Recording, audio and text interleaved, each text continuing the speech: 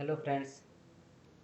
आज हम लोग समझेंगे रिटायरमेंट प्लानिंग के बारे में। ये होती क्या है, क्यों ज़रूरी है और कैसे इसकी प्लानिंग करें।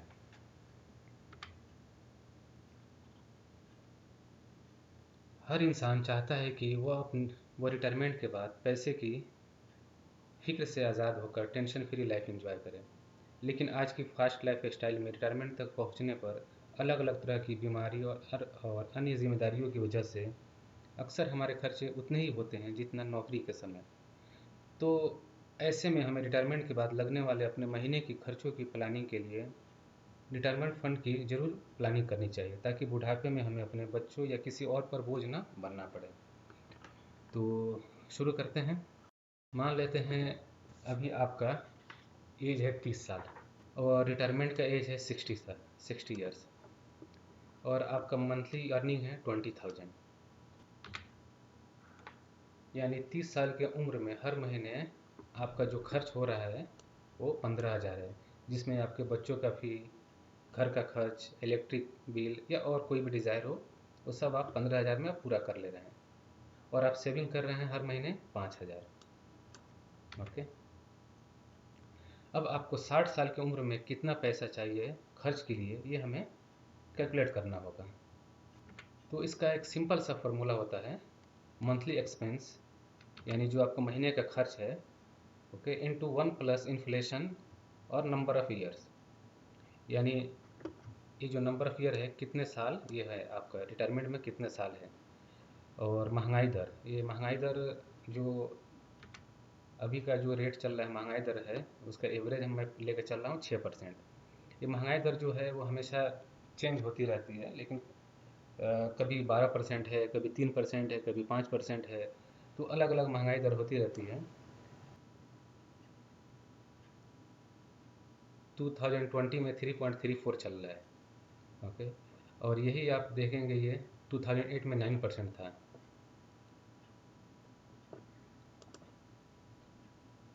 2009 में 12% था, 12.31%। 2008 में 9.09% था। तो इस तरह से कम बेस होता रहता है। तो मैं एक एवरेज लेकर चल रहा हूँ। ओके। तो मैं एक एवरेज लेकर चल रहा हूँ 6% के हिसाब से। और आपका जो रिटायरमेंट जो बचा हुआ साल है वो 30 साल है, क्योंकि अभी आपका 30 का एज चल रहा है और 30 साल में रिटायरमेंट हो जाएंगे। तो इस हिसाब से ये फार्मूला को मैं करूँगा तो टोटल अमाउंट आएगा 86,152। ओके। वो कैसे आया है मैं आपको बता दे रहा हूँ यहाँ पे। मान लेते हैं ये 15,000 आपका महीने का खर्च है, और 6% का इन्फ्लेशन के का रेट से जो अभी रेट चल रहा है, और 30 साल आपका प्लानिंग में। तो सिंपल सा यहाँ पर मैं कर रहा हूँ आपको, ये आपका मंथली एक्सपेंस है इनटू 1 प्लस इन्फ्लेशन का रेट 6%। ओके। और कितना साल है आपका रिटायरमेंट में, 1,100 करने पर आ रहा है 86,100। यानी जो आज का जो 15,000 महीने का खर्च है, 30 साल बाद हो जाएगा 86,152। यानी आज का 15,000 महीने का खर्च 30 साल बाद 86,152 हो जाएगा पर मंथ का खर्च।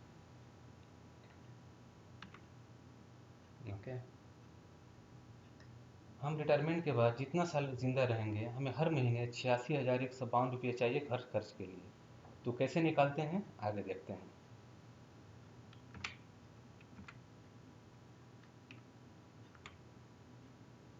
मान लेते हैं ये आपका महीने का 30 साल बाद जो हर महीने का खर्च होगा 86,152। ओके। इसको मैं सालाना कर रहा हूँ। तो 12 महीने के हिसाब से करेंगे तो एक साल का आपका खर्च हो जाएगा 10,33,824। ओके। यानी आपको हर साल 10,33,824 रुपये की ज़रूरत पड़ेगी जब तक आप जीवित रहेंगे खर्च के लिए।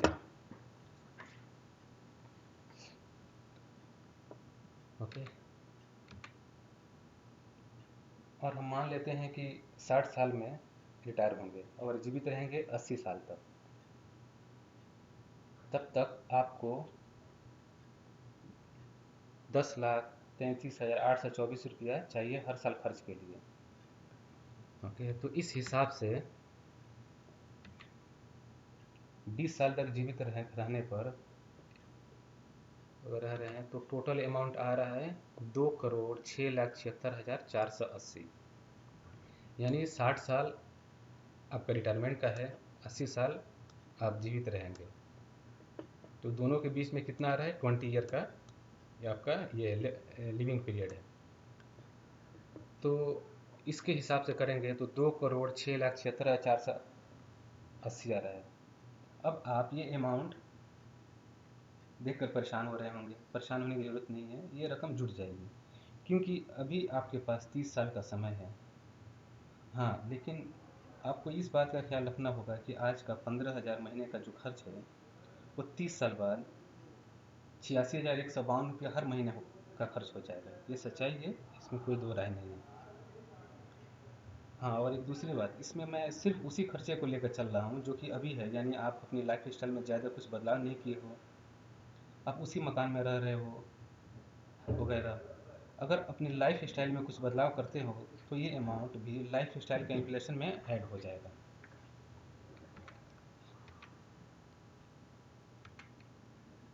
ओके, तो आगे बढ़ते हैं। अब ये इस अमाउंट को जोड़ने के लिए आपको हर महीने एसआईपी के द्वारा mutual fund, insurance, PPF, EPF या एनपीएस में निवेश करना होगा। तब जाकर ये जो रकम है, यानी जो आपका कॉर्पस है, ये आपको वो प्राप्त कर सकते हैं। तो एक एग्जांपल लेते हैं। मान लेते हैं आपका जो टोटल रिक्वायरमेंट अमाउंट है 2,06,76,480। ओके, और एक 12% के एवरेज रिटर्न के हिसाब से देख रहे हैं तो आपको हर महीने 6,375 मंथली इन्वेस्टमेंट करना पड़ेगा, यानी आज से। तो इस आप 6,375 मंथली इन्वेस्ट करेंगे हर महीने, तब आप जाकर 30 साल बाद 2,06,76,480 आपको अमाउंट हो जाएगा।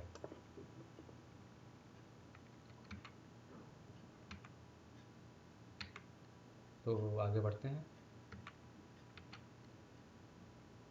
अब यह है कि हम इन्वेस्ट कहाँ करें और कैसे करें, कि वो जो अमाउंट है, जो मेरा जो कॉर्पस आ रहा है 2,06,00,000, वो कैसे मैं प्राप्त करें। तो यहाँ पर मैं आपको दो ऑप्शन दूंगा, दो ऑप्शन ही होता है ओके इन्वेस्टमेंट के लिए, कि फिक्स, एक होता है फिक्स रिटर्न, एक होता है वेरिएबल रिटर्न। ओके, तो फिक्स रिटर्न में आ जाएगा insurance, PPF, EPF, NPS, post office और फिक्स डिपॉजिट। और वेरिएबल में आ जाएगा म्यूचुअल फंड, इक्विटी, यानी जिसको स्टॉक मार्केट भी बोलते हैं। अब आप पूछेंगे कि किसमें कितना इन्वेस्ट करना है, तो ये डिपेंड करता है आपकी एज पर और आप कितना रिस्क ले सकते हैं।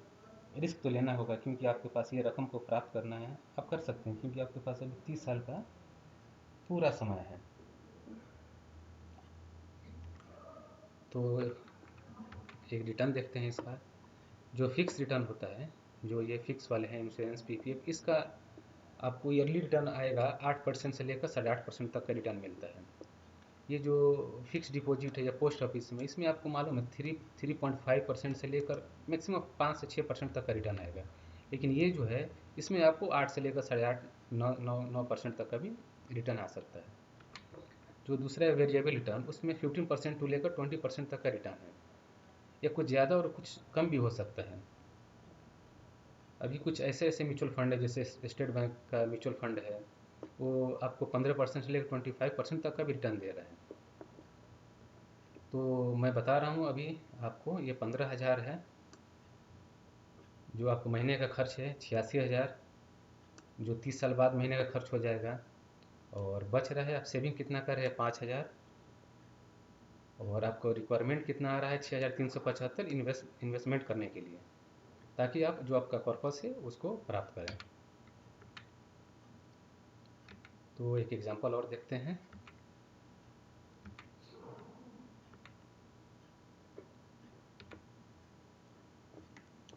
जो आपका 5,000 जो सेविंग का है, ओके, तो आप 5,000 को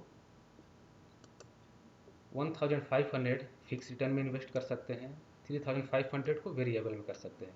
क्योंकि आपको ये जो अमाउंट है, जो आपको कॉर्पस 2 करोड़ चाहिए जो आपको रिटायरमेंट के लिए, उसके लिए आपको थोड़ा रिस्क लेना पड़ेगा। ओके, तो रिस्क के लिए आप वेरिएबल में जा सकते हैं, इसलिए आपके पास एज है तो रिस्क ले सकते हैं।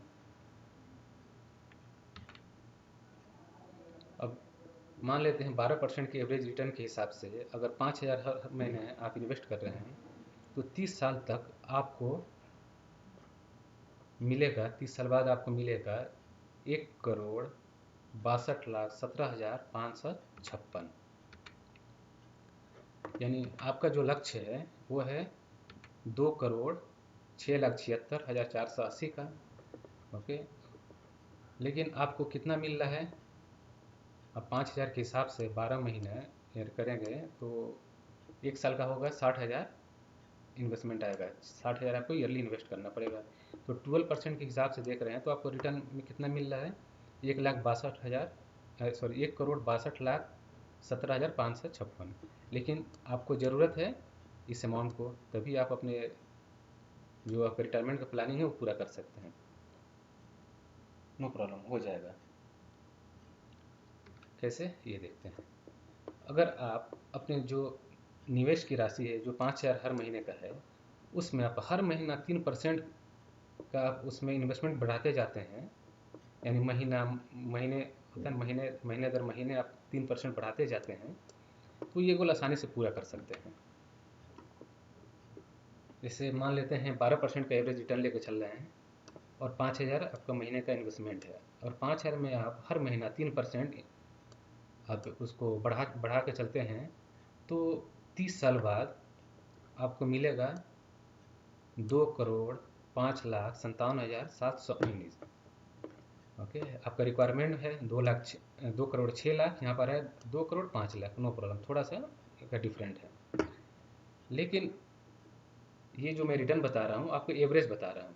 मैं बताया ना, कुछ ऐसे ऐसे म्यूचुअल फंड है, कुछ ऐसे ऐसे स्टॉक है जो आपको 12% से लेकर 25% तक का रिटर्न दे रहे हैं।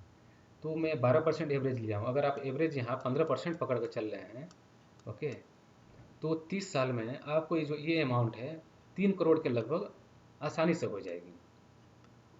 ओके, लेकिन मैं आपको एवरेज 12% के लेकर चल रहा हूँ। हाँ, लेकिन ये जो आपको कर्वस जो ये आपको अमाउंट है, इसको प्राप्त करने के लिए आपको कुछ बातों का ध्यान रखना पड़ेगा।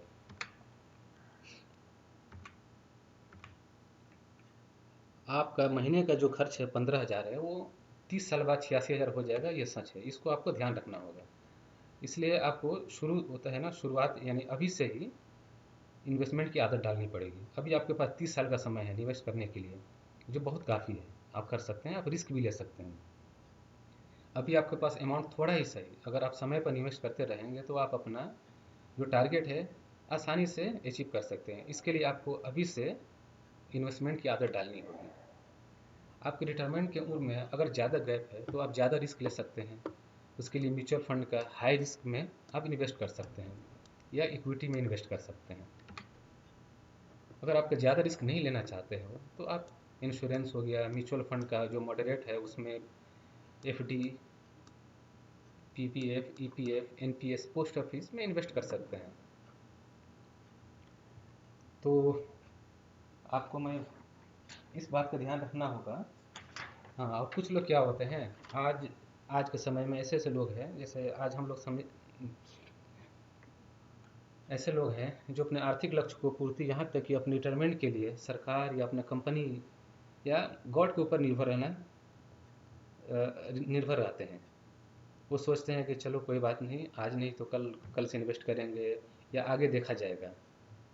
ओके, तो ये है जो ये चीज़ है, आपको बुरा फैसला ये साबित हो सकता है। इसलिए आप खुद ही जिम्मेदारी लें और अपने अलग अलग फाइनेंशियल गोल को पूरा करने के लिए आप खुद आगे बढ़े, दूसरों पर निर्भर ना रहें। इसके लिए आप जैसे ही तो इन्वेस्टमेंट करने के लिए सबसे अच्छा, इसके लिए आपको जैसे ही नौकरी की शुरुआत करें तो हर महीने एसआईपी के माध्यम से इक्विटी, इंश्योरेंस, म्यूचुअल फंड या किसी और फंड में रिटायरमेंट का सोच कर खुद कुछ ना कुछ पैसे जरूर जमा करते रहें, ताकि बुढ़ापे और रिटायरमेंट के बाद आपको किसी के आगे हाथ फैलाना ना पड़े।